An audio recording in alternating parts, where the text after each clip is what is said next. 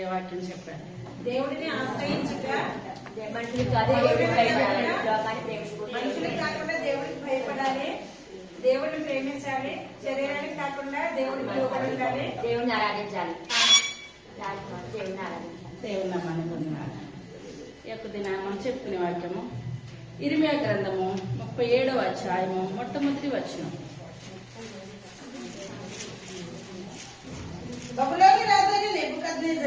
బబులోను రాజైన నెబుకద్నెజరు యూదా దేశంలో రాజుగా నియమించిన యోషియా కుమారుడు సిద్కియా యెహోయాకీము కుమారుడైన కొన్యాకు ప్రతిగా రాజ్యం చేయుచుండెను. చాలు, చిన్న ప్రార్థన చేసుకుంటాం.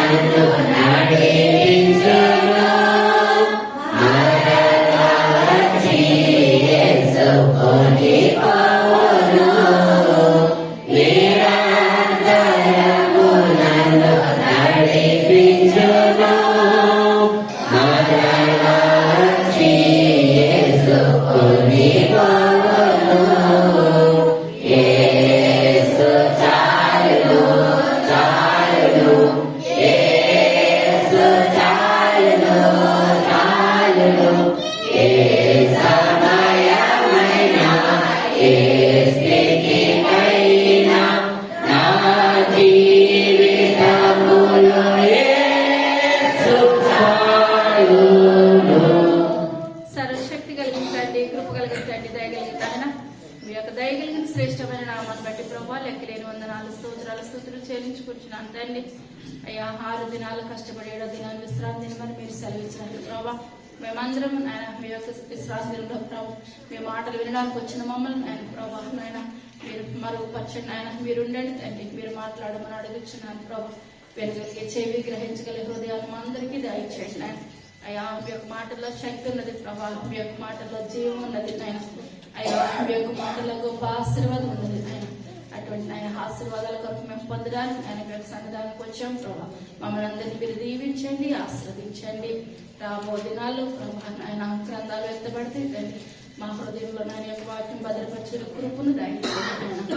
వినగలిగే చెవి గ్రహించగల హృదయాన్ని మా అందరికీ దయచేయండి. మీరే ఉండి మీరే మాట్లాడి మహిమ ఘనత ప్రభావాలు పొందమని త్వరగా రాబోచున్న యేసయ్య నామమున పెడుతున్నాము తండ్రి. ఆమేన్. హల్లెలూయా. ఈ యొక్క దినాన ప్రారంభ ప్రార్థనకు వచ్చిన వారు ఎంతమంది వచ్చారు? నిలబడాలి. ప్రార్థనకు వచ్చిన వారు చప్పట్లు కొడదాం. దేవుడు ఒక నెలంతా నూతన సంవత్సరంలో కాచి భద్రపరిచి మరొక నెలలో దేవుడు మనల్ని అనుగ్రహించడానికి ఆయన ఉచితమైన కృప.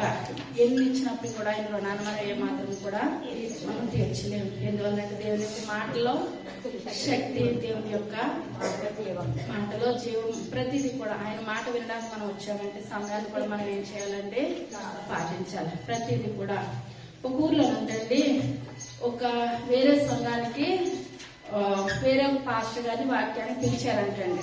ఏం చెప్పడానికి? వాక్యం చెప్పడానికి పిలిచారంటండి. వాక్యం చెప్పడానికి పిలిస్తే ఆ పాస్టర్ గారు వాక్యం చెప్పే ముందు అసలు సంఘస్థులు ఏ విధంగా ఉన్నారు అని అనడానికి అన్నారంటండి. ఆయన పరలోక రాజ్యం వెళ్ళాలనుకున్న వాళ్ళు లేచి నిలబడండి అన్నారంటండి. ఏమన్నారండి? పరలోక రాజ్యం వెళ్ళాలనుకున్న వాళ్ళు లేచి నిలబడండి అన్నారు. మన సంఘంలో అంటే ఏం చేస్తారు? అందరూ లేచి నిలబడతారు. అలా అంటే అందరూ లేచి నిలబడ్డారంటండి. ఒక అబ్బాయి వచ్చిన కాంచి నిద్రపోతున్నాడంటే అండి. పాస్టర్ గారు ఏమన్నారో తెలియదు, జనాలు నిల్చున్నా కూడా అతనికి ఏం కూడా అర్థం కాలేని స్థితిలో నిద్రపోతున్నాడంట. అన్న తర్వాత పాస్టర్ గారు ఒక అబ్బాయిని చూస్తున్నారు. ఏంటి అబ్బాయి మరి ఎందుకు వచ్చాడు? మనం ఎందుకు వచ్చామండి? ఉదయం లేసి పనులను చక్కబెట్టుకొని దేవుని మాటలు వినడానికి ప్లస్ మన యొక్క గురంతా ఎక్కడికి? పరలోక రాజ్యం చేరాలి. పరలోక రాజ్యం చేరాలి అనేది ఒక్కటే మైండ్ లో మనకు ఉన్నది కనుక మనము దేవుని మందిరానికి వస్తున్నాం, ప్రార్థన చేస్తున్నాం, వాక్యం చదువుతున్నాం, అన్ని కూడా కరెక్ట్ గా చేస్తున్నాం. తర్వాత పాస్టర్ గారు అన్నారంట, నరకానికి వెళ్ళాలనుకున్న వాళ్ళు చేతులు అదుపు లేచి నించోండి అన్నారంట అండి. అంటే ఈ అబ్బాయి ముందుది కూడా వినలేదు కానీ లేచి నించోండి అన్నది ఒక్కటే విన్నాడు. టక్కన లేచి నించున్నాడంట. లేచి నించుండేసరికి అందరూ కూడా ఆయన చూస్తున్నారంట. మరి నరకానికి వెళ్ళాలనుకున్న వాళ్ళు ఆ మాత్రం దేవుని మందిరానికి రావడం ఎందుకు, వినడం ఎందుకు, కూర్చోవడం ఎందుకు, ఇది కరెక్ట్ లేదు కదా అని చూస్తూ ఉంటుంటే అప్పుడు సేవకుడు అన్నాడంటండి, మళ్ళీ ఇప్పుడు ఏంటంటే నాకు అర్థం అవ్వలేదు, నిద్రపోయానంటే మరొక రకమైంది. ముందు ఏంటంటే మనం ఒక అబద్ధం ఆడితే అబద్ధానికి ఎన్న కలపాలండి, చివరి వరకు జోడించుకుంటానే వెళ్ళిపోవాలి, జోడించుకుంటానే వెళ్ళి నిద్రపోయానండి అని అంటే ఒక మాట, ఏ నైట్ డ్యూటీ చేసి వచ్చాను నిద్రపోయానంటే ఒక మాట అయిపోయింది.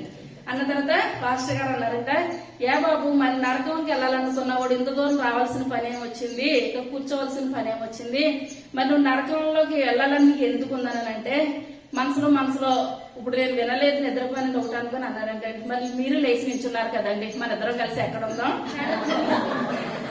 ఎక్కడ పెట్టేశాడండి, పాస్టర్ గారికి పెట్టేశాడంట. మరి మీరు కూర్చోలేదు కదండి, నాతో పాటు మీరు నించున్నారు కదా, మనం ఎక్కడ ఉందాము, మన ఇద్దరం కలిసి నరకంలో మగ్గుదాం అన్నారండి. ఎందుకంటే మనం దేవుని సన్నిధానికి వచ్చినప్పుడు వాక్యం చెప్పినప్పుడు ఇది నాకే అనుకోవాలి, ఏంటండి నాకే. ఏంటంటే దేవుడు ఎదిరించే వాళ్ళకి పక్కింటి వాళ్ళకి మాట్లాడు, మన యొక్క జీవితాన్ని బట్టి అది చెప్పేవాడికి వర్తిస్తుంది, వినేవాడికి వర్తిస్తుంది. ఆ వాక్యం నాకే కాదు వీళ్ళకి వాళ్ళకనే ఏమాత్రం కూడా అనుకోకూడదు, కవర్ చేయదు. ఇప్పుడు ఈ కుమారుడు ఎవరితో కవర్ చేస్తున్నాడండి, పాస్టర్ గారితోనే కవర్ చేస్తున్నాడు. ఏంటంటే నా పక్క 4 తప్పులు చేసింది, నేను ఒకటే చేశాను కదా, ఆవిడకన్నా నేను బెటరే కదా, ఒకటన్నా నువ్వు ఎందుకు చేయాలి, ఒకటి కూడా మనము చేయకూడదు. మనం దేవుని సన్నిధిలో ఉన్న మనం ఏం చేయాలండి, కవర్ చేసుకోకూడదు, మనకి మనం ఏం చేసుకోవాలి, సరి చేసుకోవాలి. అర్థం యాకోబు భక్తులు అన్నారు, అర్థం ముందు మనకు వెళ్ళి మనం ఏం చేస్తామండి, మన జీవితాన్ని మన ముఖాన్ని సరి చేసుకోవాలన్నమాట. చదువుకున్న మళ్ళీ బబులోను రాజైన నెబుకద్నెజరు యూదా దేశంలో రాజుగా నియమించిన యోషియా కుమారుడగు యెహోయాకీము కుమారుడైన కొన్యాకు ప్రతిగా రాజ్యం చేయుచుండెను. అతడైనను అతని సేవకులైనను దేశ ప్రజలైనను యెహోవా ప్రవక్త అయిన యిర్మీయా చేత సెలవిచ్చిన మాటలు లక్ష్య పెట్టలేదు. రాజైన సిద్కియా షెమర్యా కుమారుడైన యెహుకలుగు యాజకుడైన మైసయ్య కుమారుడగు జెఫన్యాను ప్రవక్త అయిన యిర్మీయా యొద్దకు పంపి దయచేసి మన దేవుడైన యెహోవాకు ప్రార్థన చేయమని మనవి చేసెను. చాలండి. ఇప్పుడు మనకి ఏదైనా ఆపద వచ్చినా, మనకి ఏదైనా కొనాలని అనుకున్నా, ఏదైనా చేయాలనుకున్నా మొట్టమొదటిగా దేవుని అనుకున్న బిడ్డలు ఎక్కడికి వస్తారండి, సేవకుల దగ్గరికి వస్తారు. సేవకుల దగ్గరికి వచ్చి ఇది మేము చేయాలని అనుకుంటున్నాము, అవుతుందా అవదా, దేవుని చిత్తమా కాదా. సౌలు కూడా రాజు అయినప్పుడు ప్రతి విషయంలోనూ కూడా మొట్టమొదటి ప్రవర్తన ఎలా ఉందంటే చాలా మంచిగా ఉంది. ప్రతి విషయంలో కూడా సమూయేలు దగ్గరికి వెళ్ళి ప్రార్థన చేయించుకొని ముందుకు మొదలు పెట్టేవాడు. అలాగలగలగలగా తనలో ఇంకా రాజ్య పరిపాలన, డబ్బు, అహంకారం ఎక్కువైపోయింది. దేవుడిని ఏం చేస్తాడండి, విడిచిపెట్టుకుంటూ వచ్చేసాడు. కానీ దావీదులో ఉన్న ఒక మంచి లక్షణం ఏంటంటే ఏ యుద్ధానికి వెళ్ళాలని అనుకున్నా దేవుని దగ్గర అతను ఏం చేసేవాడు, గోజాడువాడు ప్రార్థన చేసేవాడు, ప్రభా నేను పలానా చోటుకి వెళ్ళాలని అనుకుంటున్నాను, అది మంచిదా కాదా, మంచిదా కాదా. ఇప్పుడు ఇక్కడ ఏంటంటే యిర్మీయా గ్రంథంలో చూసుకున్నట్లయితే ఆ యొక్క అబద్ధ ప్రవక్తకులకి యిర్మీయాకి మాటలు అన్నమాట, సంభాషణ.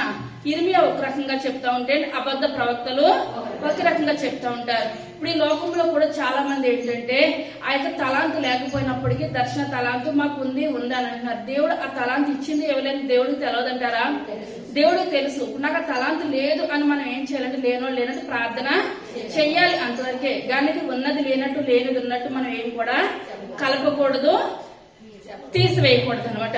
కానీ ఇక్కడ ఏంటంటే మిగిలిన వాళ్ళందరూ కూడా ఇప్పుడు ఏంటంటే ఆ నెబుకద్నెజరు బబులోను నుంచి ఇక్కడికి వస్తాడు, యెరూషలేము పట్టణాన్ని కాల్ చేసేస్తాడు. ఇక్కడ ఉన్న వాళ్ళందరినీ కూడా ఆ యొక్క బబులోను తీసుకొని వెళ్ళిపోతాడని యిర్మీయా గారు ఏం చేస్తున్నారంటే ప్రవచిస్తున్నారు.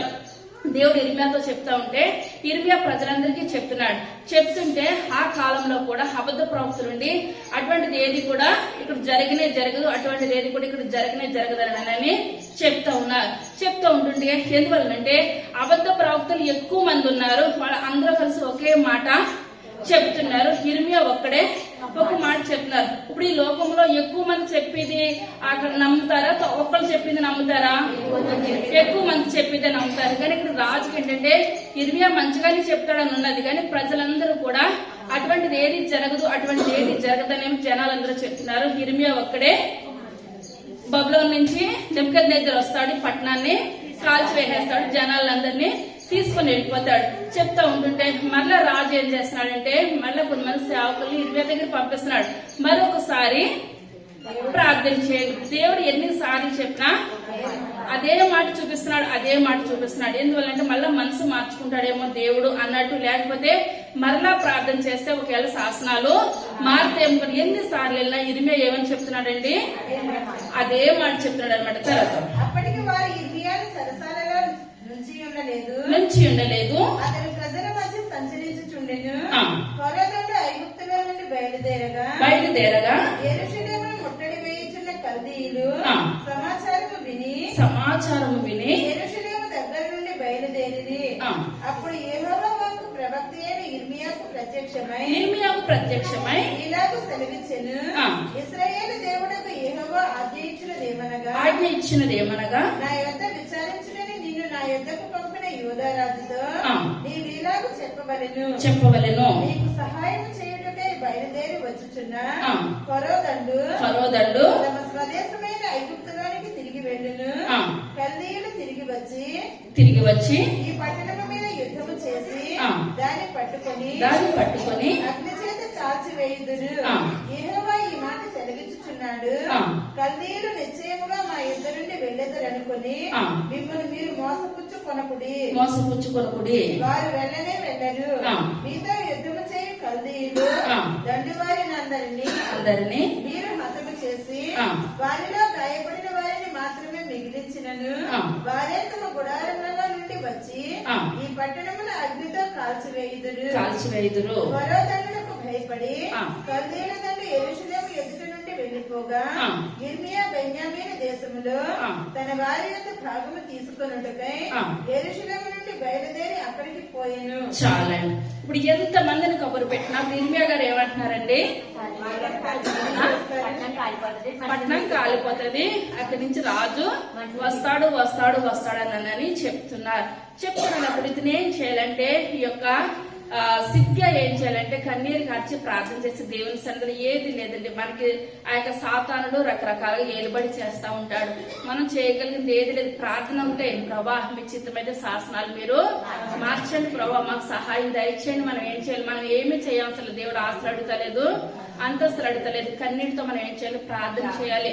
ప్రార్థన చేసి మనం ఏం చేయాలంటే మొట్టమొదటిగా మనలో ఉన్న తప్పుని ఒప్పుకోవాలి. దేవుని దగ్గర కూడా మన తప్పుని సరిపెట్టుకోకూడదు. ప్రభా నేను చేసింది తప్పే, నాకు మరలా మీరు ఏం చేయాలి? మార్గాన్ని సరళం చేయాలి. మళ్ళీ సరళం చేసిన తర్వాత నేను ఆ మార్గాన్ని మరలా నేను ఏం చేయను? కుక్క ఏం చేస్తుందండి? కక్కిన దానికి మరలా వెళ్ళిపోతుంది. మనం అలా చేయకూడదు. ఒక్కసారి మనం తప్పు కింద ఖండించినప్పుడు మరలా దాని వైపు మనం ఏమాత్రం కూడా చూడకూడదు. బాబా నేను మరలా వెనక్కి తిరగను నాయన, హైక లోతు భార్య వెనక్కి తిరిగినట్టు నేను వెనక్కి తిరగను ప్రభా, పౌలు గారి లాగా ముందుకే నేను కొనసాగుతాను నాయన. మనం ఏం చేయాలి? ప్రార్థన చేయాలి. కానీ ఈ రాజుకి ఏది కూడా అర్థం కాదు. అదే 38వ అధ్యాయం మొట్టమొదటి వచనం, యెహోవా ఇలాగ సెలవిచ్చుచున్నాడు, ఖడ్గము చేతనైనను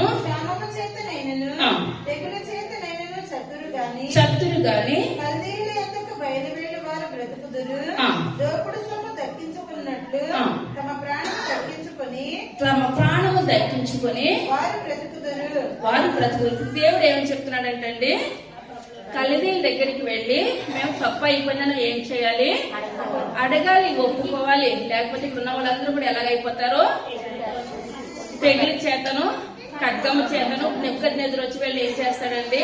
ఎలా చంపుతాడో కూడా అర్థం కాలేని స్థితిలో చంపేస్తాడు. మళ్ళీ చెరకి వాళ్ళని తీసుకొని వెళ్ళిపోతారు. మీరేం చేయాలి? దేవుని సన్నిధిలో గోజడాలి ప్రార్థన చేయాలని చెప్తుంటే వాళ్ళ ఏ మాత్రం కూడా మార్పు అన్నది ఎంత మాత్రం కూడా రాలేదు. యెహోవా ఇలాగూ సెలవిచ్చుచున్నాడు, ఆ. ఈ పట్టణము నిశ్చయముగా బబులోను రాజు దండు చేతికి అప్పగింపబడును, అతడు దాన్ని పట్టుకొనును అని ఆ. యిర్మీయా ప్రజలకందరికీ ప్రకటింపగా. ప్రకటిస్తున్నాడంటారా ఇర్మియా? దేవుడు ఎప్పుడు కూడా వార్నింగ్ అన్నది ఇస్తాడనమాట. ఇప్పుడు ఏంటంటే ఇప్పుడు ఆ నినివే పట్టణానికి వెళ్లి అక్కడ ఎవరు ప్రకటించారండి? యోనా ప్రకటించాడు. యోనా ప్రకటించినప్పుడు అక్కడ వాళ్ళందరూ ఏం చేస్తారు? ఉపవాసం ఉండి ఆ రాజుతో సహా గోను సంచి కట్టుకొని ప్రార్థన చేసి కన్నీరు కాచి, ప్రభా ఇంతకాలము దేవుడు అంటే మాకు తెలియదు నాయన, మేము ఇప్పుడు ఏం చేస్తాము, మారుతాం ప్రభా, మీ తట్టు మేము తిరుగుతామని చెప్పినప్పుడు దేవుడు ఏం చేస్తాడంటే ఆ ఉగ్రత నుంచి విడుదల దయచేస్తాడు. ఇప్పుడు నోవాహ కాలంలో కూడా ఆ యొక్క వాడను చేసినప్పుడు ఆ యొక్క ప్రజలందరికీ కూడా ఆ యొక్క నోవాహ ఏం చేస్తాడు?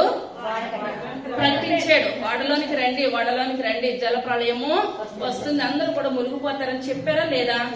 ఎంత చెప్పినప్పుడు కూడా వాళ్ళు ఏం చేయలేదండి, ఏ మాత్రం కూడా నమ్మలేదు. ఎందువల్లంటే దేవుడు మనకు హఠాత్తుగా ఏది కూడా పెట్టడు, ముందుగా మనకు ఒక వార్నింగ్ అన్నది ఇస్తాడు, ఒక అవకాశం ఇస్తాడు అనమాట. ఆ అవకాశాన్ని కూడా ఏం చేయలేదండి, వీళ్ళు ఏ మాత్రం కూడా వినియోగించుకోలేదు. వినియోగించుకోలేని స్థితిలో జరిగింది ఏంటంటే తర్వాత మత్తాను కుమారుడైన సెపట్యయును పషూరు కుమారుడైన గెదల్యాయును షెలెమ్యా కుమారుడైన యోకలును చాలండి. ఇప్పుడు నలుగురు అంటండి అబద్ధ ప్రవక్తలు అంటండి అక్కడ ఉన్న వాళ్ళు. మరలా చదువుకున్న పేర్లు ఏం పేర్లండి? షెపట్యాయును, గెదల్యాయును, యోకలును,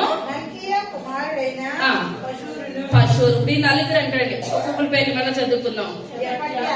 సెపట్యా, గెదల్యా, పషూరు, యోకల్. ఏం పేర్లండి? షెపట్యా, గెదల్యా, యోకల్, పషూర్. ఈ నలుగురు కూడా అబద్ధ ప్రవక్తలు, ఆ ఇర్మియా కాలంలో ఉన్న అబద్ధ ప్రవక్తలు. ఇప్పుడు ఈ నలుగురు కూడా రాజుగారి దగ్గరికి వచ్చి, రాజా అటువంటిది ఏది కూడా జరగదు, ఇర్మియా చాలా అబద్ధాలు చెప్తున్నాడు, తప్పుడు మాటలు ఇర్మియా ప్రకటిస్తున్నాడు, మేము చెప్పిందే వినండి అని అంటుంటే ఇప్పుడు ఏ రాజుగానే ఏమనిపిస్తుందండి? నలుగురు కలిసి ఒకటే మాట చెప్తున్నారు. ఇర్మియా ఒక్కడే ఒక మాట. ఇర్మియా ఒక్కడైనా నువ్వు ఈ దేశం ఎందుకు కాకుండా వెళ్ళిపోతుంది అంటే బాధ అనిపిస్తుంది. రాజా నువ్వు ఎన్ని దుర్మార్గాలు చేసినా అంతకన్నా నువ్వేం చేస్తావు? ఆశీర్వదించబడతావు, దేవుడు నేను క్షమించేస్తాడంటే రాజుగారికి ఏమనిపిస్తుంది? ఆ మాట మంచిగా అనిపిస్తుంది. ఇప్పుడు ఇర్మియా చెప్పిన మాట రాజుగారికి ఎలా లేదు, మంచిగా ఏమాత్రం కూడా లేదు. వీళ్ళు నలుగురు చెప్పిన మాట రాజుగారి చెవిలో మంచిగా ఉన్నది కనుక ఇప్పుడు రాజుగారు నలుగురు చెప్పిన మాటే వింటున్నాడు, కానీ ఇర్మియా చెప్పిన మాట మంచిదని అనిపిస్తుంది, కానీ ఎక్కువ శాతం ఎవరికి ప్రాధాన్యత ఇస్తున్నాడండి? అబద్ధ ప్రవక్తలకు ఎక్కువ ప్రాధాన్యత ఇస్తున్నాడు. తర్వాత మనము చేసినదేమనగా ఈ మనుషుడు ఈ ప్రజలకు నష్టము కోరువాడే గాని క్షేమము కోరువాడు కాడు. ఇతడు ఇంటి సమాచారము వారికి ప్రకటన చేయుట వలన ఈ పట్టణంలో నిలిచిన యోధుల చేతులను ప్రజలందరి చేతులను బలహీనము చేయుచున్నాడు. వారికి మరణశిక్ష విధింపును. ఇప్పుడు ఏమంటున్నారంటే మరణశిక్షే చిత్తగించండి. రాజు దగ్గరికి వెళ్ళి ఇర్మియా గారి గురించి ఏమంటారంటే మీరు నిమిషంలో అతను ఏం చేసేయాలి? మరణశిక్ష. ఇప్పుడు ఇర్మియా ఏమైనా తప్పు చేస్తాడంటారా? దేవుడు చెప్పింది ఉన్నట్టు చెప్పాడు, మీరు వింటే వినండి లేకపోతే లేదు. కానీ ఇర్మియాను చంపవలసిన అవసరం ఉందంటారా? ఏది కూడా లేదు. ఎందువల్లంటే ఆయన సాతానుడు దుష్టుడు, ఆయన నీతి మంత్రులు ఏదేదో చెయ్యాలని అనుకుంటారు, కానీ దేవుని చేతిలో ఉన్నంతసేపు కూడా ఇప్పుడు యోబు ఉన్నాడు, ఆయన ఎన్ని శ్రమలైనా పెట్టాడు, కానీ యోబుని చంపే అధికారం ఎవరి చేతిలో ఉన్నదండి? దేవుని చేతిలో ఉన్నది. ఆయన చేసిందే ఒక తప్పు, అయితే చంపాలని అనుకున్నది రెండో తప్పు అనమాట. కానీ ఇక్కడ ఇర్మియా ఎంత కాలం బ్రతకాలో దేవుని చేతిలో ఉన్నది, ఎంత పరిచర్య చేయాలన్నది దేవుని చేతిలో ఉన్నది. దేవునికి విరుద్ధంగా మనం ఒక అటు గాని ఇటు గాని ఏది కూడా మనము ఎంత మాత్రం కూడా చేయలేము. మరణశిక్ష విధించాలి అని చెప్పినప్పుడు రాజుగారు ఏమంటున్నారంటే అతను మీ చేతిలో ఉన్నాడు, మీ ఇష్టం, అతను మీరు చంపాలనుకుంటే చంపేయండి, ఏది చేయాలనుకుంటే అది మీరు చేసేయండి. ఆ ఇర్మియా మీ చేతిలోనే ఉన్నాడు. రాజుగారి సెలవిచ్చేసినప్పుడు మిగిలిన వాళ్ళు ఏం చేస్తారంటారండి? ఇంక ఇర్మియాని చంపేయాలని ఒక నిర్ణయానికి వచ్చేస్తారనమాట. తర్వాత అందుకు రాజైన సిద్కియా ఆ. అతడు మీ వశమున ఉన్నాడు. రాజు మీకు అడ్డము రాజాలడనగా వారి ఇర్మియాను పట్టుకొని ఆ. కారాగృహమున రాజకుమారుడగు ఆ. మల్కీయా గోతిలోనికి దింపిరి. అందులోనికి ఇర్మియాను త్రాళ్లతో దింపినప్పుడు ఆ. ఆ గోతిలో నీళ్లు లేవు బురద మాత్రమే ఉండెను. చాలండి. ఇప్పుడు ఏం చేయాలంటే కఠినమైన ఒక్కసారి చంపాలని అనుకోవట్లేదండి ఇర్మియాని. ఏం చేయాలంటే తాగడానికి నీరు లేక, తినడానికి ఆహారం లేక అంతకంతకు బలవన్ మరణము పొందాలి అంతే. అటువంటి భయంకరమైన మరణాన్ని పెట్టాలని వాళ్ళందరూ అనుకొని ఇర్మియాని ఏం చేస్తారంటే ఒక గోతులోనికి అతను ఏం చేస్తారండి దించేస్తారు. ఏసేపును కూడా ఏం చేస్తారు అన్నలు గోతులోకి వేసేసారు. గోతులోకి వేసినప్పుడు ఏమన్నా చేయగలిగారంటారా? ఏది కూడా చేయలేరు. ఎందువల్లంటే ఏసేపు పైకి రావాలి, ఐగుప్తులో రాజుగా ఉండాలి, ఇశ్రాయేలు ప్రజలందరూ అక్కడికి వెళ్ళాలి, మళ్ళీ వాళ్ళు తిరిగి ఏం చేయాలండి కానాను రావాలి. ఇంత ప్రయాణం ఉన్నది. ఇంత ప్రయాణం ఉండగా ఇప్పుడు ఏసేపు ఎవ్వరు కూడా ఏమి చేయలేరు. ఇప్పుడు ఇక్కడ కూడా ఇర్మియా చాలా పరిచయం చేయాలని ఉంది, చాలా అనేకమైన ఆత్మలు రక్షించాలని ఉన్నది. గరియలు 4 వల్ల జరిగే పని అయితే ఎంత మాత్రం కూడా కాదు. ఇప్పుడు ఇతను ఏం చేస్తారంటే నీరు లేని గోతులను ఇప్పుడు రాజా ఆజ్ఞ ఇచ్చేస్తాడు అనమాట. రాజుగారు జడ్సింది కూడా ఏమాత్రం కూడా లేదు. ఆజ్ఞ ఇచ్చినప్పుడు అతను నీరు లేని గోతులు వేసేసారు. అతను మంచిగానే ఉన్నాడని అనుకున్నారు. ఎందువల్లంటే దారులన్నీ మూసుకుపోతే మనకి ఏ దారి తెలుస్తుందండి? పరలోకపు దారి. దేవుని నామాన్ని పొందినారు. మనం అనుకుంటున్నాము దారులన్నీ మూసేస్తున్నాం అని అనుకొని దారులు మూసికుంటే దేవుడు ఏం చేస్తాడండి? దేవుడు అక్కడ దిగొచ్చేసి గొప్ప కార్యం జరిగిస్తాడు. షడ్రకు మిషక్ అబేద్నెగో అగ్నిగుండంలో వేసినప్పుడు పరలోకంలో ఆయన ఉండలేడు అనమాట. 4వ వానిగా యేసయ్య అక్కడ గొప్ప కార్యాన్ని జరిగించాడు. తర్వాత దిగబడెను. రాజు బెన్యామీను ద్వారాన కూర్చుని ఉండగా రాజు ఇంటిలోని కూషీయుడగు ఎబెద్మెలెకు షండుడు వారు ఇర్మియాను గోతిలో వేసిన సంగతి విని రాజు నగరంలో నుండి బయలు వెళ్ళి రాజుతో ఇలాగ మనవి చేసెను. చాలండి. ఇప్పుడు అతను ఇంట్లో ఉంటాడనమాట ఒక షండు. అతని పేరు ఏం పేరండి? ఎబెద్ మెలెక్ అన్న ఒక వ్యక్తి చూసి రాజుగారి దగ్గరికి వెళ్ళాడు. రాజా, అతను చేసింది చాలా మంచి పనే, చెడ్డ పని ఏది కూడా కాదు. దేవుడు అతనితో మాట్లాడిన మాటే చెప్పాడు. అంటే వేరేది ఏది లేదు కదా. మీరు ఆయన అందులో వేసేయడం చాలా తప్పయ్యా. మీరు అతను ఏం చేయాలి? బయటకు ఎందువల్లంటే రాజుగారికి ఆలోచించు. ఇప్పుడు 4 చెప్తే అదే కరెక్ట్ అంటున్నాడు, ఇతను చెప్తే అదే కరెక్ట్ అంటున్నాడు. కానీ అతను ఓన్ గా ఏం చేయట్లేదండి. ఏ నిర్ణయం కూడా అతను తీసుకున్నట్లేదు. ఎబెద్ అనగా ఏంటంటే అర్థము? ఎబెద్ మెలేకు. దాన్ని విడదీసినట్లయితే ఎబెద్ అంటే సేవకుడు. ఏంటండి? ఎబెద్ అంటే సేవకుడు. మెలేక్ అనగా రాజు. ఏంటండి? ఎబెద్ అనగా సేవకుడు, మెలేక్ అనగా రాజు. కలపండి. ఎబెద్ మెలేక్ రాజుకు సేవకుడు ఎవరండి? ఎబెద్ మెలేక్ అనగా అర్థం ఏంటి? రాజుకు సేవకుడు. ఇతను రాజుకు సేవ చేస్తున్నాడు. ఎబెద్ మెలేక్ అన్న వ్యక్తి అతను మంచి వ్యక్తి అనమాట. సేవ చేస్తున్నప్పుడు ఇతను రాజుగారితో చెప్పాడు ఆ యొక్క వర్తమానము. చెప్పినప్పుడు ఇతను ఏ దేశానికి చెందినవాడని ఉందండి? కూషీయుడు. ఇంకొక అధ్యాయంలో కూడా ఉంటారు. ఎక్కడున్నాడు అంటారు ఆయన? కూషీయుడు. అపొస్తల కార్యాలు 8వ అధ్యాయం 26వ వచనం. లేచి వెళ్ళి యెరూషలేము నుండి కలిసి పొమ్మని అతడు లేచి అప్పుడు ఐథియోపియా కందకే క్రింద ఆమె యొక్క మీదనున్న ఆరాధించుటకు వెళ్ళుచు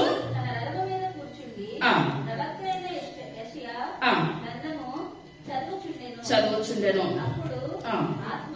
ఆత్మ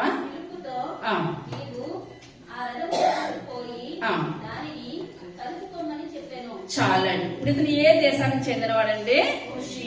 కూషీడ్ అనమాట. కూషీడ్ అనగా ఆఫ్రికా దేశానికి చెందిన వ్యక్తి. ఏంటండి? ఆఫ్రికా దేశానికి చెందిన వ్యక్తి. ఇప్పుడు ఇతను కూడా రథం మీద వెళ్తూ ఉంటుంటే అతనికి ఏం తగ్గుతుందండి చేతిలోనూ?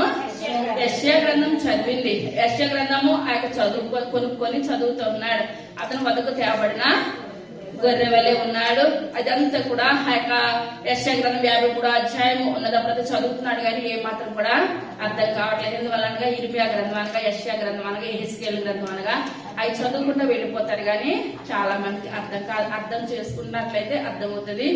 ఫస్ట్ ఏంటంటే మనకి ఏమాత్రం అవగాహన లేకపోతే చెప్పి వాళ్ళ దగ్గర మనం ఏం చేయాలి? వినాలి. ఒక్కసారి అంటే అది మనకు అర్థం అవుతుంది అనమాట. ఇప్పుడు ఇతను చదువుతున్నాడు కానీ ఏమాత్రం కూడా అర్థం అవుతలేదు.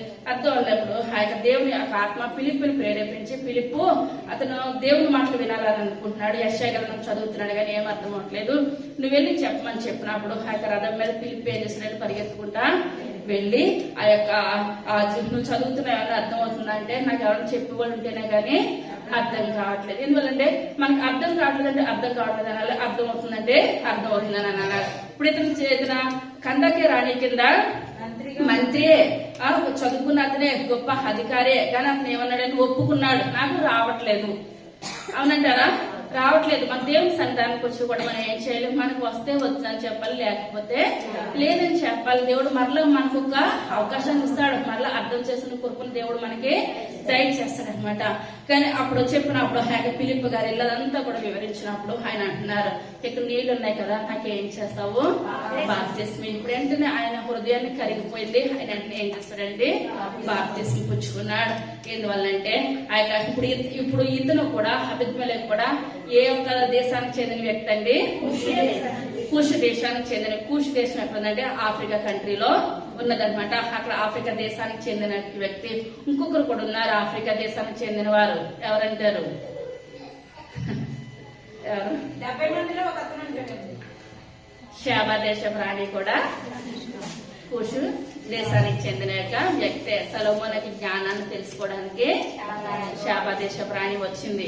ఆయనకు వచ్చి కుశల ప్రశ్నలు వేస్తుంది. ఆయన సొలొమోన్ మహారాజు దగ్గరికి వచ్చి ఆ జ్ఞానాన్ని అందరూ చెప్తున్నారు, అది నిజమా కాదని కనుక్కోవడానికి వచ్చినప్పుడు ఆ విన్నదంతా కూడా తక్కువే. విన్నదానికన్నా ఎక్కువ జ్ఞానము సొలొమోన్ దేవుడు దయచేశాడు. దేవుడు అన్నాడు, అటువంటి అంత జ్ఞానవంతుడి లోకంలో పుట్టడు పుట్టబోడు కూడా అని దేవుడు సెలవిచ్చాడు అనమాట. కానీ సొలొమోను కూడా మొదటి దేవుని సందరూ బాగానే ఉన్నాడు కానీ దేవుడు ఇచ్చిన జ్ఞానాన్ని అంతటి కూడా దేనికి ఉపయోగించాడండి? వ్యర్థమైన వాటికి ఉపయోగించాడు అనమాట. మన దేవుడు మనకి ఇచ్చిన తలాంతులు మనం ఏం చేయాలి? దేవుని కొరికే వాడబడాలి కానీ లోకం కొరకు, లోకాశల కొరకు ఏమాత్రం కూడా మనము వాడబడద్దు. కానీ ఈ యొక్క ఆఫ్రికా చెందిన వ్యక్తి శాబదేశ ప్రాణి కూడా మంచిదే. మరలా ఇప్పుడు ఇక్కడ మనం చదువుకున్నాం కదా, కందాకే రాణి కింద మంత్రి అయినా ఆయన కూడా అభిషేకుడు కూడా మంచివాడే. ఇప్పుడు ఇక్కడ అన్నింటికన్నా ముఖ్యం ఇప్పుడు ఎబెద్మెలెకు ఎటువంటి వాడండి? మంచివాడే. ఇప్పుడు ఎబెద్మెలెకు అనగా ఏంటంటే అర్థం అని చెప్పాను, రాజుకు సేవకుడు. మంచిగా చేస్తున్నాడు అనమాట. రాజుగారి దగ్గర మంచి పరిచర్య చేస్తున్నాడు. మంచి సేవ చేసి అయ్యా ఆ యొక్క అలాగే ఉంచేసినట్లయితే ఇర్మియా గారి గోతులో ఉండి ఏం చేస్తారో చనిపోతారయ్యా. అతను మనమేమో ఏం చేయాలి? బయటకు విడుదల చేయాలి. అది విడుదల చేయాలని చెప్పినప్పుడు వెంటనే రాజు అన్నాడు, అయితే అతను విడుదల చేసేయి. ఇప్పుడు ఇతను ఏం ఆలోచించుకోవట్లేదు. చంపేయాలి అని అంటే చంపేయండి మీ ఇష్టం. ఇప్పుడు ఇతను వెళ్ళాడు విడుదల చేయాలి అని మళ్ళీ ఎవరు చూడకుండా ఒక్కడే ఉంటారు. మళ్ళీ నలుగురు వచ్చారనుకోండి, మళ్ళీ ఏమంటారు? మళ్ళీ విడుదల బయటకు రానివ్వరు అనమాట. నలుగురు రాకుండానే ఒంటరిగా ఉన్నది. అప్పుడు ఇతను వెళ్ళి కలుసుకున్నాడు. బయటకు విడుదల చేసేయాలని చెప్పినప్పుడు వెంటనే ఇప్పుడు ఇతను ఏం చేయాలనుకున్నారంటే ఇప్పుడు ఇతను ఎబెద్మెలెకు బయటకు తీసుకొచ్చేయాలి. ఇతను గొప్ప ప్రవక్త, ఇతను ఈ విధంగా ఉండడానికి ఏమాత్రం కూడా వీలు లేదు అని అనుకొని ఒకే ఒక మాట రాజు సెలవిచ్చేటప్పటికి అతను ఏం చేస్తాడంటే గోతులోంచి బయటకు తీసేస్తాడు అనమాట. తను చదువుకుంది. రాజా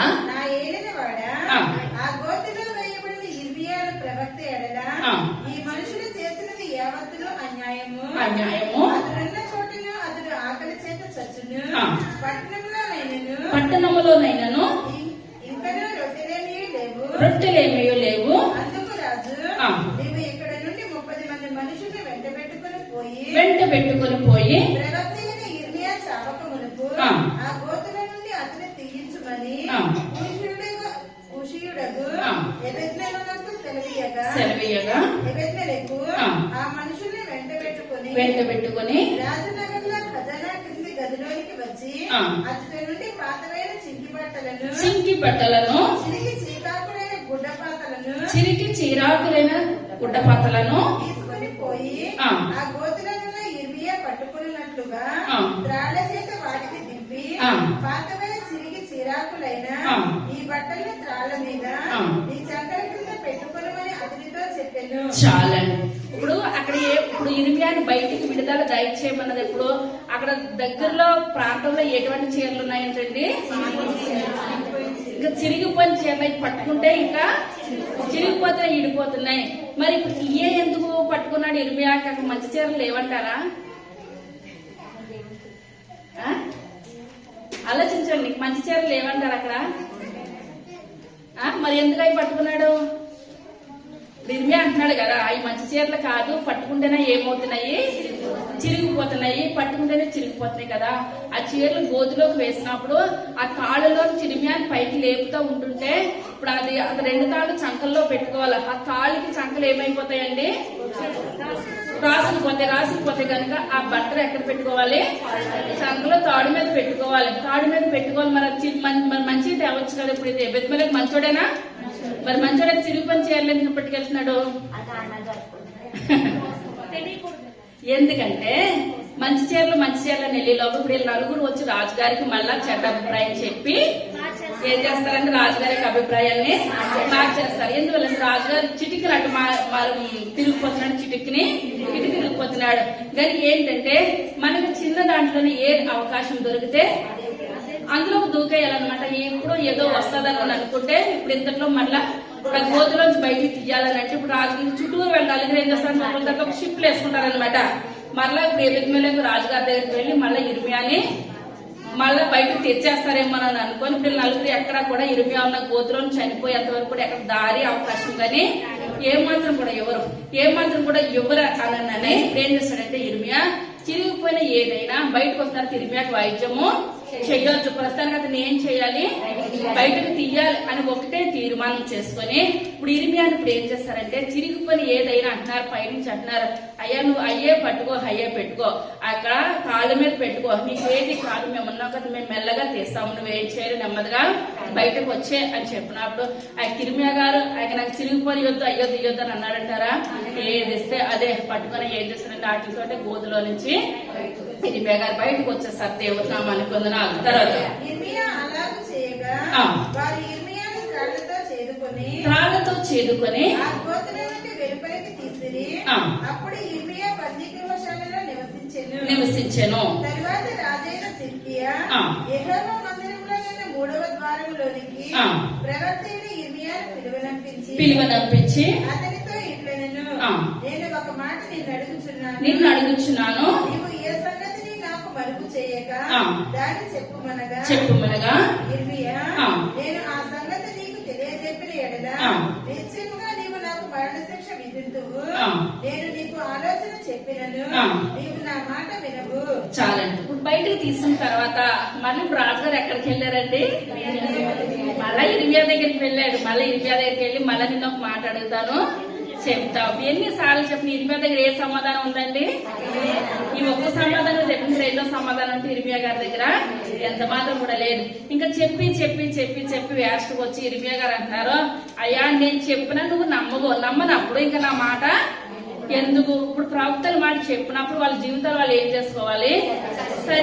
సరి చేసుకుంటేనే ప్రవక్తల దగ్గరికి రావాలి. సరి చేసుకోలేనప్పుడు ఏమాత్రం కూడా ప్రవక్తల దగ్గరికి రావద్దు. కొంతమంది అంటారు నీ జీవితం ఏమైపోయినా పర్లేదు, నేను దేవుడు దూతలతో తీసుకెళ్లిపోయి ఎక్కడ పెట్టేస్తారు? సరాసరి పరలోకమే, ఇంకెక్కడ కూడా ఆటంకమే లేదు. కానీ దేవుడు అలాగ అనలేదు. మనం ఏం చేయాలి? మన ప్రాణం ఉన్నంతసేపు కూడా పరుగు పెట్టాలి. పరుగు బంధంలో నేను వయసు లేదు, పరుగు పెట్టేసాను, ఇంక ఇప్పుడు అయిపోయింది, నేను ప్రార్థన చేయను, ఇంక నాకు ఇంతే, నేను ఎప్పుడో చేస్తానంటే మనం ప్రొద్దున తిన్నది సాయంకాలం ఉంటదంటారా కడుపులో? ఏ పూటగా ఆ పూటే. మన్నా కూడా ఎప్పుడు ఆహారము అప్పుడే. కానీ ఒక పూట తిన్నది 10 రోజులు ఉండేటట్టు దేవుడి లోకంలో చేయలేదు. 6 దినాలు కష్టపడాలి, 7వ దినాన విశ్రాంతి. మనం బ్రతుకున్నంత కాలం కూడా విశ్రాంతి దినాలు మనం ఏం చేయాలని సమాజ మందిరంలోనికి రావాలి, దేవుని స్తుతించాలి, దేవుణ్ణి ఆరాధించాలి. కానీ ఇక్కడ కూడా ఎన్నిసార్లు చెప్పినా ఇర్మియా అంటున్నాడు, అయ్యా నేను చెప్తాను కానీ మీరు నమ్మలేనప్పుడు నేను చెప్పినా ఒకటే చెప్పకపోయినా ఒకటే. ఇప్పుడు చెప్పినా ఒకటి చెప్పకపోయినా అంటే ఇర్మియా దగ్గర సమాధానం ఏమన్నదండి? ఒకటే సమాధానం, నెబుకద్నెజరు వస్తాడు, బబులోనును అందరినీ కూడా తీసుకొని వెళ్ళిపోతాడు. ఇంతే సమాధానం ఇర్మియా గారి దగ్గర ఉంది. కానీ ఇంకా ఇంకొకసారి రాజుగారు వచ్చారు కదా, ఇంకొకసారి అడిగితే అక్కడ ఏదన్నా ఇర్మియా మంచి మాట చెప్తాడేమో. ఎందువల్లంటే నలుగురు చెప్పిన దాంట్లో అతను తృప్తి పడట్లేదు. కానీ ఇర్మియా నోటుకుండా ఏది వస్తుందో అనుకుని రాజు ఏం చేస్తున్నాడండి? ఎదురు చూస్తున్నాడు. కానీ మంచి మాట అంటూ ఇతను ఏం చేయాలంటే సరి చేసుకోవాలి. ఇతను ఏం చేయాలండి? సరి చేసుకోవాలి. కానీ ఇతను ఏం చేసుకుంటలేదు, సరి చేసుకుంటలేదు. తర్వాత కావున రాజైన సిద్కియా, జీవాత్మను మనకు అనుగ్రహించు యెహోవా తోడు, నేను నీకు మరణము విధింపను, నీ ప్రాణము తీయజొచ్చుచున్న ఈ మనుషుల చేతికి నిన్ను అప్పగింపను అని ఇర్మియాతో రహస్యముగా ప్రమాణం చేసెను. అప్పుడు ఇర్మియా సిద్కియాతో ఇట్లనెను, దేవుడు ఇశ్రాయేలు దేవుడును సైన్యములకు అధిపతియునైన యెహోవా ఇలాగ సెలవిచ్చుచున్నాడు, నీవు బబులోను రాజు అధిపతుల యొద్దకు వెళ్ళిన యెడల నీవు బ్రతికెదవు, ఈ పట్టణము అగ్ని చేత కాల్చబడదు, నీవును నీ ఇంటి వారు బ్రతుకుదురు. అయితే నీవు బబులోను అధిపతుల యొద్దకు వెళ్ళని యెడల ఈ పట్టణము కల్దీయుల చేతికి అప్పగింపబడును, వారు అగ్ని చేత దాన్ని కాల్చివేసెదరు, మరియు నీవు వారి చేతుల నుండి తప్పించుకొనజాలవు. మరలా ఏమొచ్చిందని సమాధానం ఇర్మియా గారి నోటంట అదే వచ్చింది. నువ్వు కలిగేదానికి వెళ్ళి తప్పు అయిపోయింది, మీరు చెప్పినట్టు నేను వింటాను అని నన్ను అనేయండి. మీరు బాగుంటారు, మీ కుటుంబం కూడా బాగుంటది. మీరు ఈ మాట అనలేనంత సేపు కూడా ఇంకా త్వరలోనే ఇంకా ఆలస్యం టైం కూడా ఏమాత్రం కూడా లేదు. అక్కడ నెబుకద్నెజరు బయలుదేరిపోయాడు. ఇప్పుడు ఇక్కడ యెరూషలేం పట్టణానికి వచ్చేసరి ఇక్కడ పట్టణాలన్నీ కూడా కాల్ చేస్తాడు. ఇదొకటే. మళ్ళీ తను జడుస్తా వచ్చి నువ్వు కరెక్ట్ గా చెప్పు, నీ దగ్గరికి వచ్చినట్టు ఎవరికి తెలవకూడదు, మిగతా నలుగురికి తెలవకూడదు. ఇప్పుడు మిగతా నలుగురు మాట గొప్పదా, ఇతని మాట గొప్పదా? ఇతని మాట గొప్పదా అన్నప్పుడు ఒక రాజా ఇంటి మిగిలిన జడవచ్చా, జడవకూడదా? జడవకూడదు. ఇప్పుడు ఇలాగే యేసుప్రభు గారు నా టైంలో ఒకరు వచ్చారు తెలవకుండా. ముసలాయన నికోదేమన్నమాట. దేవుడు పాపం వచ్చాడు ముసలాయన. నికోదేము ఎవ్వరు చూడకుండా ఎవరి దగ్గరికి వచ్చాడంటే ఏసై దగ్గరికి వచ్చాడు. ఏసై దగ్గరికి వచ్చినప్పుడు ఏసై ఎవరు నీకు పరలోకం ఇచ్చేస్తానని అన్నారా? నువ్వేం చేయాలి? నీటి మూలముగాను ఆత్మ మూలముగాను నువ్వేం చేయాలి? బాప్తిసం నీటి మూలంగా తీసుకోవాలి, తర్వాత ఆత్మ మూలంగా తీసుకోవాలి. అప్పుడు ఇతను అంటున్నాడు, మళ్ళా నేను ఇప్పుడే ముసలివాడిని, మళ్ళీ నేను తల్లి గర్భంలో జన్మించాలా అని చెప్పినప్పుడు అలా కాదు, ముందు బాప్తిసం తీసుకున్న తర్వాత పరిశుద్ధాత్మ ద్వారా నువ్వు రక్షణ పొందినట్లయితే నీకు నేను ఏం చేస్తాను? పరలోక రాజ్యం ఇస్తాను. ఇప్పుడు దేవుడి దగ్గరికి వచ్చేసరి దేవుడి దగ్గర నువ్వు అంటే సరిపోద్దు నువ్వు అన్నాడంటారా? ఈ రెండు పనులు జరిగితేనే నేను ఏం చేస్తాను? పరలోక రాజ్యంలో అవకాశం ఇస్తాను. లేకపోతే ఎంత మాత్రం కూడా నేను అవకాశం, అతను కూడా ఎవరు చూడకుండానే ఏసై దగ్గరికి వచ్చాడు అనమాట. ఎందువల్లంటే అతను సన్నిహిత సభలో 70 మందిలో ఒక సభ్యుడు అనమాట.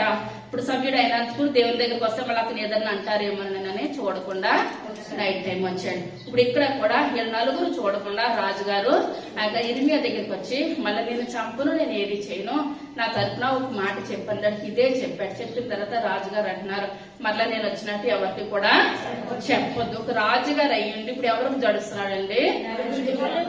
నలుగురు అబద్ధ ప్రవక్తలకి జడుస్తున్నాడు అనమాట. కానీ అబద్ధ ప్రవక్తలు చెప్పినంత ఎంత మాత్రం కూడా కరెక్ట్ అయితే ఏ మాత్రం కూడా కాదు. మనం ఇప్పుడు లోకానికి జడవద్దు. ఎవరికి జడవాలండి? దేవునికి జడవాలి. మనం న్యాయంగా, నీతిగా, యథార్థంగా ఉన్నంతసేపు కూడా మనం ఎవరికి జడవలసిన అవసరం ఎంత మాత్రం లేదు. ఎందువల్లంటే మన జీవితాలు ఎరుగున్న దేవుడు, మన కష్టకాలంలో ఆదుకున్న దేవుడు, మనకి ఏ విషయంలో సహాయం చేసింది ఎవరండి? మన దేవాది దేవుడు. దేవునికి మనం ఏం చేయాలి? భయభక్తులు కలిగి జీవించాలి. లోకం మనకు మంచిగా ఉంటే అందరూ స్నేహితులే. మన దగ్గర ఏది లేనప్పుడు ఎవరు కూడా మనతోటి స్నేహం చేయరు, మన ఏ విషయంలో కూడా దగ్గరికి రారు. కానీ మన జీవిత కాలం కూడా మన పిల్ల తరతరాలు పోషించేది ఎవరండి? గొప్ప దేవుడు, మన దేవుడు. మనం ఏం చేయాలి? దేవునికి మనము భయపడాలి. దేవునికి మనం లోబడి దేవుని సన్నిధిలో మనం ఏం చేయాలి?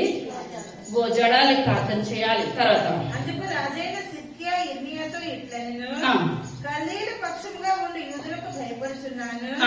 ఒకవేళ కల్దీయులు నన్ను వారి చేతికి అప్పగించిన అపహసించెదరు. అందుకు ఇర్మియా ఆ. వారు నేను అప్పగింపరు. నీవు బ్రతికి బాగుగా నుండినట్లు ఆ. నేను నీతో చెప్పుచున్న సంగతిని గురించి ఆ. యెహోవా సెలవిచ్చు మాటను చిత్తగించి ఆలకింపుము. ఆలకింపుము. నీవు ఒకవేళ బయలు వెళ్ళకపోయిన ఎడల ఆ. యెహోవా ఈ మాట నాకు తెలియజేసెను. ఆ. యోధా రాజునగరులో శేషించి ఉన్న స్త్రీలందరూ ఆ. బబులోను అధిపతుల యొద్దకు కొనిపోబడతారు. చాలండి. ఇప్పుడు ఇతను ఏమంటాడంటే, నేను అక్కడికి వెళ్తున్నా, వాళ్ళు ఏం చేస్తారు? అపహసిస్తారు, హేళన చేస్తారు. ఒక రాజు ఉండి మా దగ్గరికి వచ్చాడని హేళన చేస్తారనంటే, ఇక్కడ ఇర్మియా గారు అంటారు వాళ్ళు ఏమాత్రం హేళన చేయరు. ఇప్పుడు జరిగిపోయిన తర్వాత అప్పుడైనా చూస్తారు కదండి. దేవుడు అన్న ఉగ్రత కురిపించేసిన తర్వాత ఎలాగైనా చూస్తారు. దాని ముందు అంత ఉగ్రత లేనప్పుడే అతను నువ్వు వెళ్ళి ఏం చేయమంటున్నాడండి ఇర్మియా? కల్లీల దగ్గరికి వెళ్ళి అయిపోయింది, మేము రాజీ పడిపోతున్నాము, మమ్మల్ని ఏమి చెయ్యొద్దు అని చెప్పమనంటే ఈ నలుగురు అంటారు అటువంటిది ఏది జరగదు, మీ వెనకాల మేము ఉన్నాం.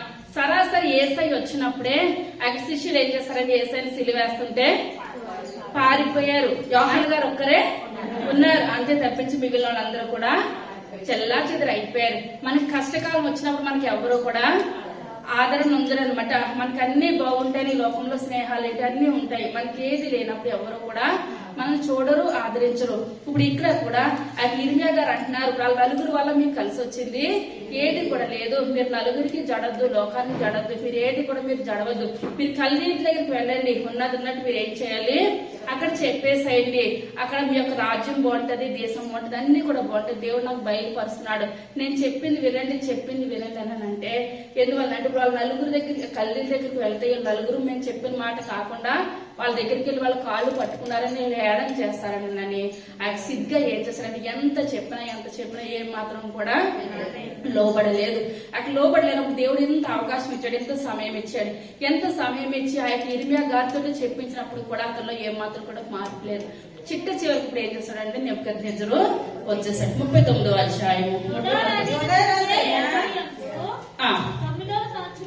9వ సంవత్సరము నెబుకద్నెజరు యెరూషలేము మీదకి వచ్చి దాని ముట్టడి వేయగా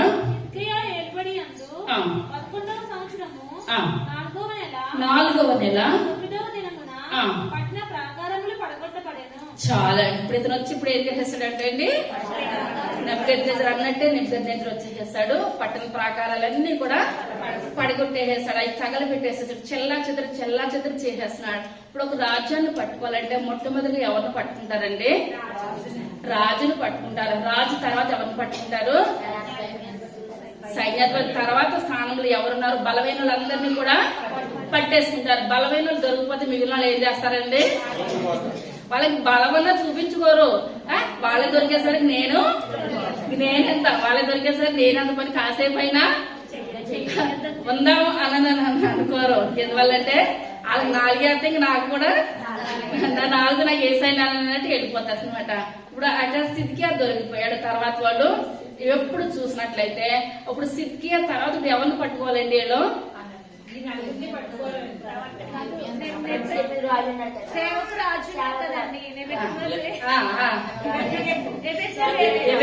తర్వాత ఎవరిని పట్టుకోవాలి? రాజు తర్వాత ఎవరిని పట్టుకోవాలి? మొట్టమొదటిగా రాజు తర్వాత ఇర్మియా గారిని పట్టేయాలి. ఇప్పుడు ఎందువల్లంటే నువ్వు అలాగెళ్తే అలా జరుగుతుంది, ఇలాగెళ్తే ఇలా జరుగుతుంది చెప్పిన వాళ్ళనే పట్టేస్తారనమాట. ముందు బలం ఎక్కడుందో అక్కడ చూసి రాజు ఏం చేస్తాడని పట్టేస్తాడనమాట. కానీ దేవుడితోటి ఆ యొక్క దేవుడు చెప్పడానికి ఇర్మియా తోటి, ఇర్మియా ఇప్పుడు లెక్కకు చూసినట్లయితే రాజుగారి తర్వాత స్థానం ఎవరిని పట్టుకోవాలి? నిన్నే పట్టుకోవాలి. కానీ నిన్ను వాళ్ళకి అప్పగించను. దేవుడి నామానికి వందనాలు.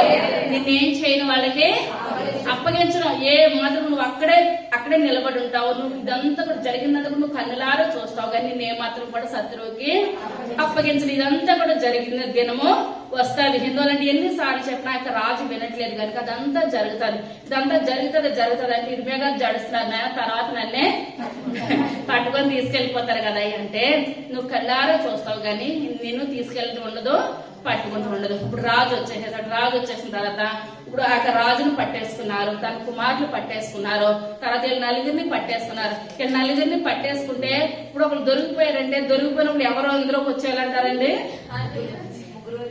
ఆ?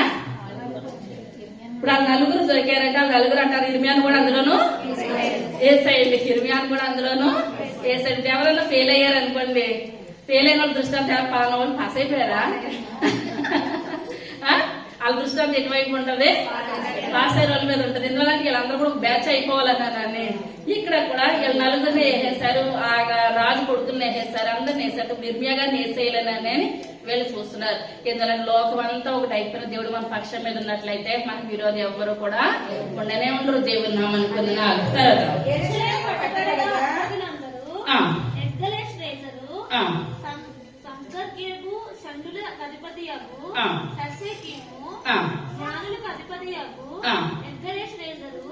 మొదలైన బబులోను రాజు అధిపతులందరూ లోపలికి వచ్చి మధ్యభూమిలో కూర్చుండిరి.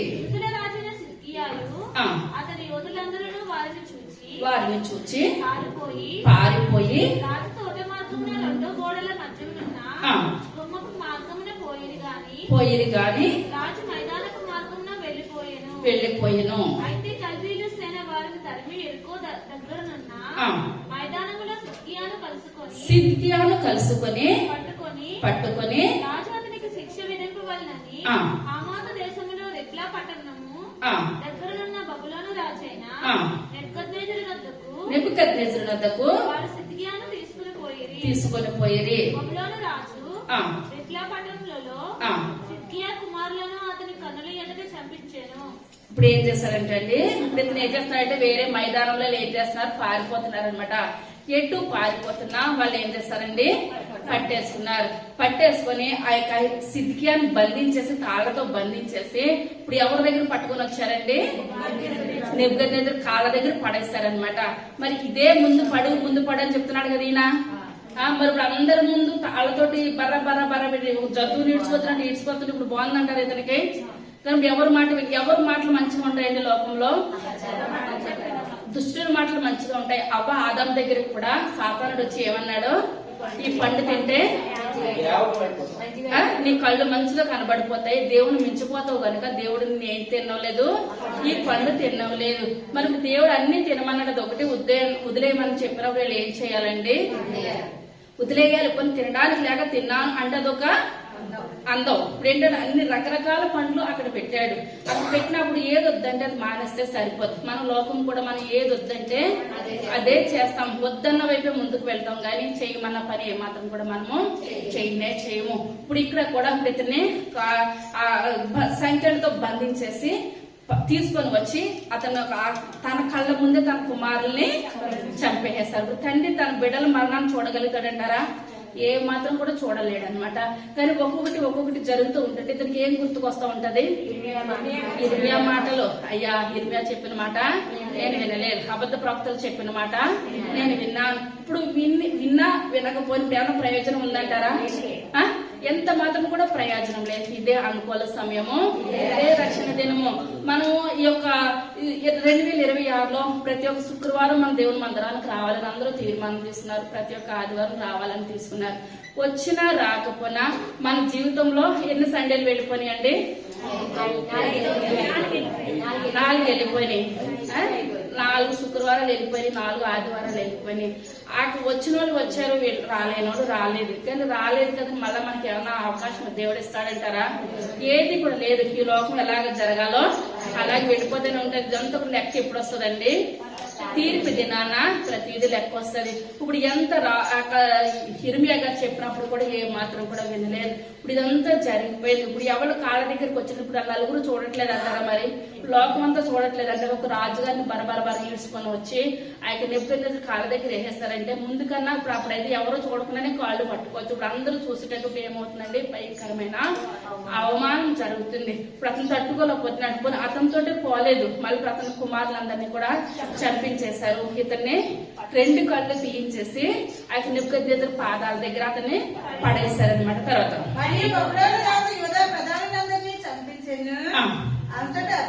అంతట అతడు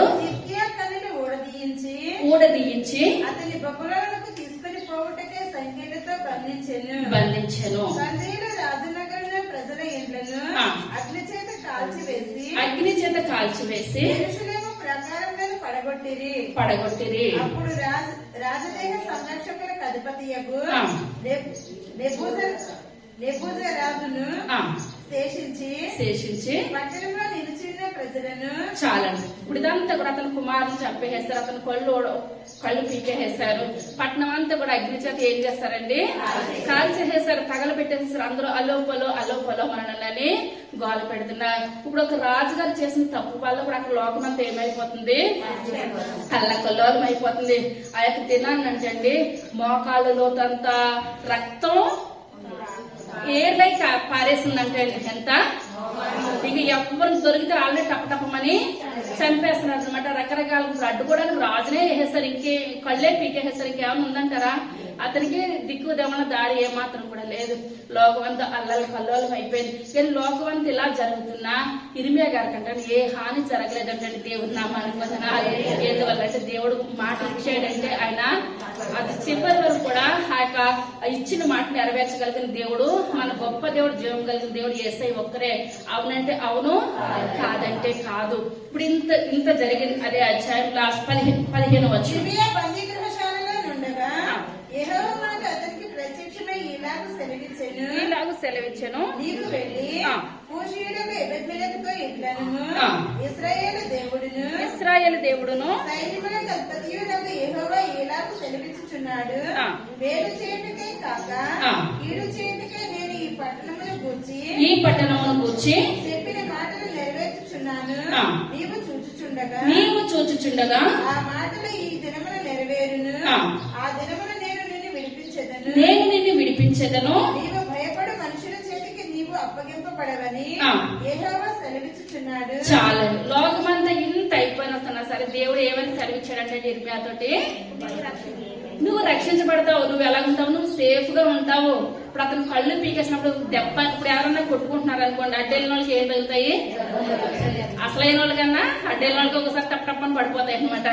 కానీ ఇర్మియా గారికి ఒక దెబ్బ గాని మచ్చ గాని డాగ్ గాని ఏది కూడా లేదు. ఎందువల్ల అంటే అటువంటి గొప్ప కృప ముందు దేవుడే ఇర్మియా గారితో సెలవిచ్చాడు. ఇప్పుడు దేశమంతా కల్లోలం అయిపోతుంది, రక్తం మడుగులో మునిగిపోతుంది. నువ్వు ఎలా ఉంటావు, క్షేమంగా ఉంటావు, దీవెనకరంగా ఉన్నావు, ఆశీర్వాదకరంగా ఉన్నావు అని దేవుడు సెలవిచ్చిన ఇర్మియా దేవుడు ఏం చేస్తాడండి, దీవించాడు, ఆశీర్వదించాడు. ఎందువల్లనంటే ఆ యెహోషువ అంటున్నాడు, నేను నా ఇంటి వారును యెహోవాను సేవిస్తాము.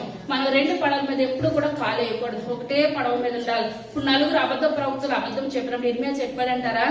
అబద్ధం చెప్పలేదు. ఒకే మాట మీద దేవుడు ఏ మాట సెలవిచ్చాడో ఆ మాట మీద ఉన్నాడు. వీళ్ళందరినీ కూడా ఇప్పుడు ఆమె ఎక్కడికి తీసుకెళ్లిపోయాడు, నెబుకద్నెజర్ రాజు బబులోనికి తీసుకొని వెళ్ళిపోయారు. కానీ ఇర్మియా అంటున్నాడు, వెళ్ళిపోయిన వాళ్ళు క్షేమంగా వెళ్ళిపోండి, మీరు భయపడద్దు. మళ్ళీ 70 సంవత్సరాల చెర తర్వాత దేవుడు ఏం చేస్తాడు, మిమ్మల్ని బయటికి రప్పిస్తాడు. ఇక్కడ చనిపోవడం కానీ ఎదురు యుద్ధానికి వెళ్ళడం కానీ అటువంటిది ఏది కూడా చేయొద్దు. ఇక్కడే ఇంకా క్షామం వల్ల, తెగులు వల్ల రకరకాల వ్యాధులు వచ్చి ఇక్కడే రకరకాలుగా చనిపోతారు. కానీ అక్కడికి వెళ్ళి ఎలా ఉంటారు, క్షేమంగా ఉంటారు, దీవెనకరంగా ఉంటారు, ఆశీర్వాదకరంగా ఉంటారు. ఇప్పుడు నన్ను ఎలా రక్షించాడు దేవుడు, మిమ్మల్ని కూడా 70 సంవత్సరాల తర్వాత చెర నుంచి మిమ్మల్ని ఏం చేస్తాడండి, విడుదల దయచేస్తాడని ఇర్మియా గారు ప్రజలందరూ కూడా బయలుపరుస్తున్నాడు అనమాట. అదే 2వ రాజుల గ్రంథము 7వ అధ్యాయము మొట్టమొదటి వచనం. అప్పుడు ఎలీషా రాజుతో ఇట్లా, యెహోవా మాట ఆలకించము. యెహోవా సెలవిచ్చినదేమనగా, రేపు ఈ వేళకు సొందోను ద్వారమందు రూపాయి ఒకటింటికి ఒక మానికి సన్నని పిండియు, రూపాయి ఒక ఇంటికి 2 మానికల యావలను అమ్మబడును. అందును ఎవరి చేత మీద రాజును ఆనుకుని ఉండెనో అది అధిపతి యెహోవా ఆకాశమందు కిటికీలు తెరిచినట్టు అలాగ జరుగును. అది దైవజనులకి ప్రత్యుత్తరం ఇయ్యగా, అతను నీవు కన్నులారా దాన్ని చూచెదవు గాని దాన్ని తీసుకుంటామని అతనితో చెప్పాను. చాలా ఇక్కడ కూడా ఇప్పుడు ఎలీషా గారు అనమాట ఆ యొక్క దేవుడు పలికింది ఒక మాట చెప్తున్నాడు. ఎందువల్ల అంటే షోమ్రోలో భయంకరమైన కరువు కలిగింది అనమాట. కరువు కలిగింది, తినడానికి కూడా లేదు. ఒకరి పిల్లలు ఒకరు కోసుకొని తినేస్తున్నారు. భయంకరమైన కరువులో ఉన్నప్పుడు ఆ యొక్క దేవుడు ఎలీషాకు బయలుపరిచినాడు. ఎక్కువ రోజులు కూడా కాదు, రేపు ఇదే సమయానికి రూపాయి ఒకటింటికి పిండి పిండి దొరుకుతుంది అని చెప్పినప్పుడు రాజు అంటున్నాడు, మనం కళ్ళ కింద తపస్సు చేసినప్పుడు కూడా జరగనే జరగదు. ఎందువల్లంటే మన దేవుని సన్నిధిలో విజ్ఞాపన చేసి ప్రార్థన చేసినట్లయితే జరగదనుకున్న కార్యాలు జరిగించే దేవుడు మన దేవుడు నామాన్ని పొందాలి. ఏదైతే ఇంక నాకు జరగదో, ఏదైతే ఇంక అవకాశం లేదో, నా జీవితం ఇంతే, నా బ్రతికింతే, నేను ఇంక ఏ మాత్రం కూడా నాకు అవకాశం లేదని అనుకుంటున్నామో, మనం ఎప్పుడైతే బలహీనులుగా ఉంటామో దేవుని సన్నిధిలో అప్పుడే మనం ఏం చేయాలండి, బలమైన వారిగా ఉండాలి, ప్రార్థన చేయాలి. ప్రార్థన వల్ల కానిదంటే ఏది కూడా లేదు. ప్రభా లోకమంతా ఒకటి అయిపోయాను, నా పక్షాన్ని యుద్ధం చేసేది మీరొక్కరి ప్రభా, నాకు సహాయం దయచేయండి, నన్ను గెలిపించడానికి సహాయం చేసినప్పుడు ఆ యొక్క యుద్ధంలో మనుషులు కాదని దేవుడే వచ్చి ఆ యుద్ధాన్ని జరిగిస్తాడు అనమాట. ఎలీషా గారు చెప్పినప్పుడు రాజు సరే జరిగితే మంచిదంటే ఏమైపోయిందండి, కానీ ఇతను ఏమంటాడంటే నేను నమ్మను అనవద్దు. దేవుని మాటలో దేవుని బిడ్డలు చెప్పినప్పుడు, దేవుని ప్రాప్తులు చెప్పినప్పుడు సర్లే జరిగితే మంచిదే కదా, అందులో నేను కూడా ఒకరినై ఉంటే మంచిదే కదా అని అనుకొని దేవుని నామానికి మహిమ కలగాలని అనుకోవాలి. కానీ ఈ రాజు అంటున్నాడు నేను నమ్మనంటే నమ్మను అని. ఇప్పుడు ఎలీషా గారు జరిగిన కార్యాలన్నీ కూడా తెలుసు, ఎలీషా గారు ఎన్ని అద్భుత కార్యాలు కూడా అన్ని తెలుసు. దేవుని ప్రభుత్వం ఏం చేస్తున్నాడంటే దేవుని కార్యాలను నేను నమ్మనని అంటున్నాడు. కానీ అటువంటి కరువులు ఉండొచ్చు, కానీ నమ్మలేని స్థితిలోనే కార్యం జరిగితేనే దేవుని గొప్పతనం. అవునంటారా? నమ్మలేని స్థితిలోనే కార్యం జరిగిస్తేనే దేవుని యొక్క గొప్పతనం. అందరూ జరిగిపోతుంది అన్నప్పుడు జరిగితే అందులో పెద్ద విశేషం అంటూ ఏది కూడా లేదు. కానీ రేపు అదే సమయానికి అప్పుడు అక్కడ చాలా సార్లు చెప్పాను, కుష్ఠరోగుల ద్వారా అక్కడ ఏం జరిగిందండి, గొప్ప కార్యం జరిగింది. గొప్ప కార్యం జరిగినప్పుడు అమ్మారంటారా ఆ పిండి, అదే అధ్యాయం లాస్ట్ వచ్చిన 16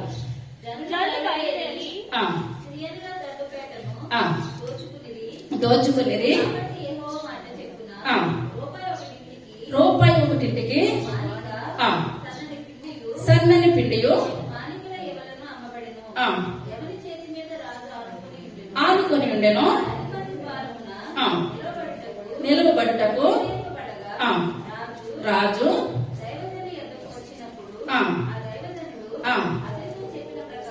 అతనితో చెప్పిన ప్రకారము త్రుక్కుబడుట చేత చాలండి.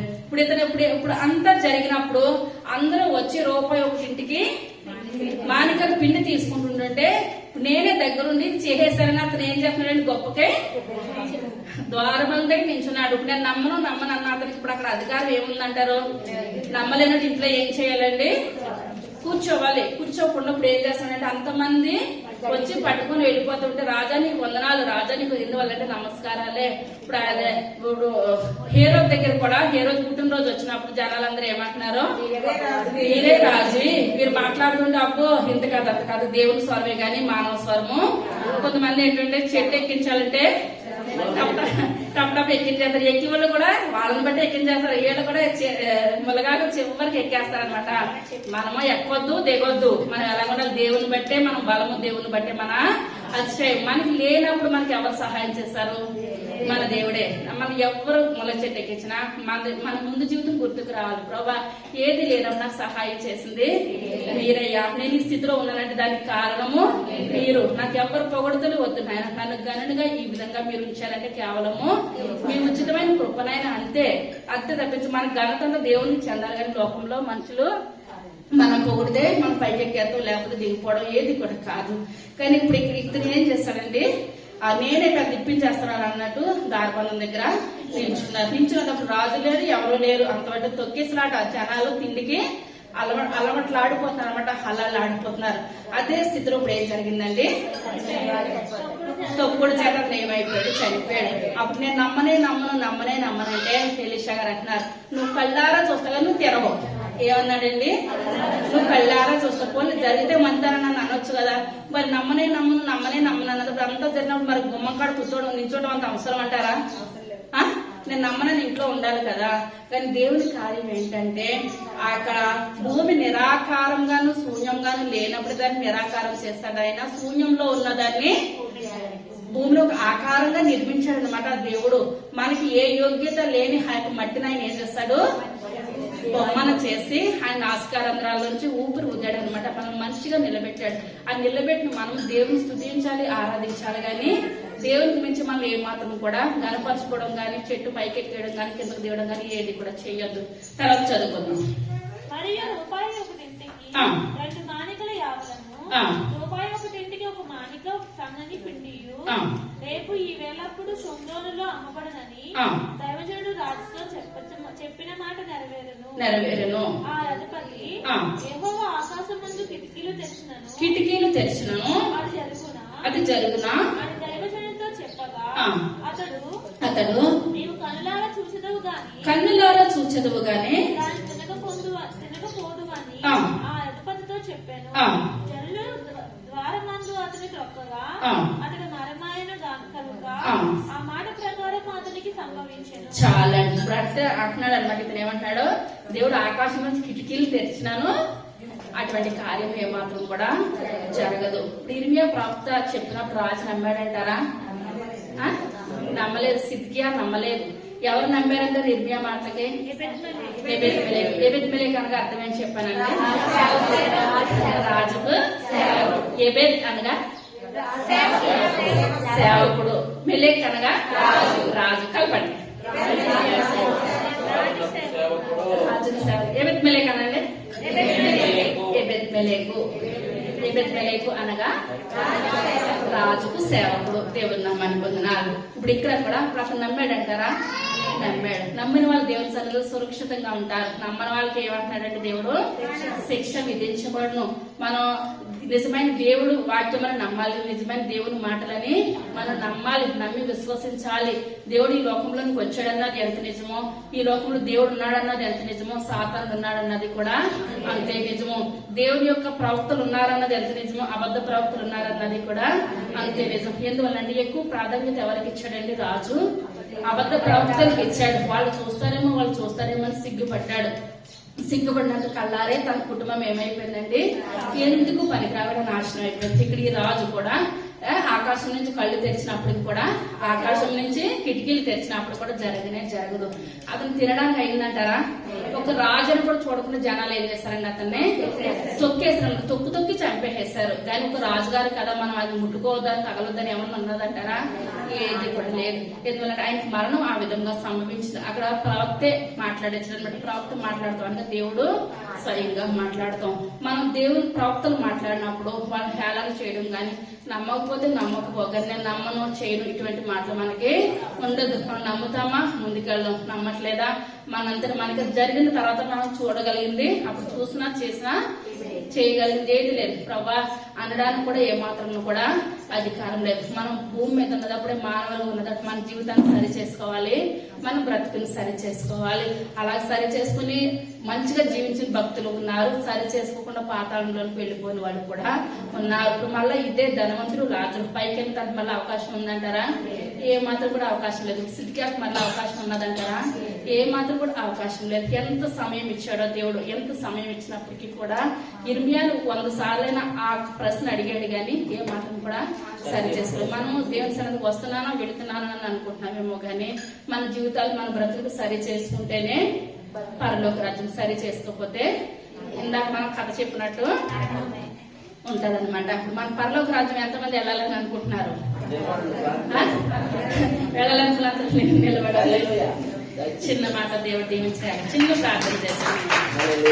సర్వశక్తి కలిగిన తండ్రి, కృప కలిగిన తండ్రి, దయగలిగిన ఆయన, మీ యొక్క దయగలిగిన శ్రేష్టమైన నామాన్ని బట్టి ప్రభావ లెక్కలేని వందనాలు, స్తోత్రాలు చెల్లించుకుంటున్నాను తండ్రి. అయ్యా ఈ యొక్క దినాన్ని విన్న వాక్యాన్ని బట్టి మీకు వందనాలు చెల్లించుకుంటున్నాను తండ్రి. అయ్యా ఇర్మియా భక్తుడు ఎంత గోజాడినప్పటికీ ప్రభా నాయన అక్కడ రాజు గాని నాయన అబద్ధ ప్రవక్తలు కానీ ఏమాత్రం ఆలకించలేదు ప్రభా. అయ్యా ఆఖరి వరకు నాయన నెబుకద్నెజరు వచ్చాడు ప్రభా. అయ్యా బాబు అక్కడ పట్టణాన్నంతటినీ కూడా నాయన గెలిచిన ముట్టడి వేసేస్తాడు తండ్రి. అయ్యా చిత్తుగా చేసేస్తాడు ప్రభా. అయ్యా అంత జరిగినప్పుడు కూడా నాయన మీరు ఇర్మియాతో మాట ఇచ్చారు నాయన.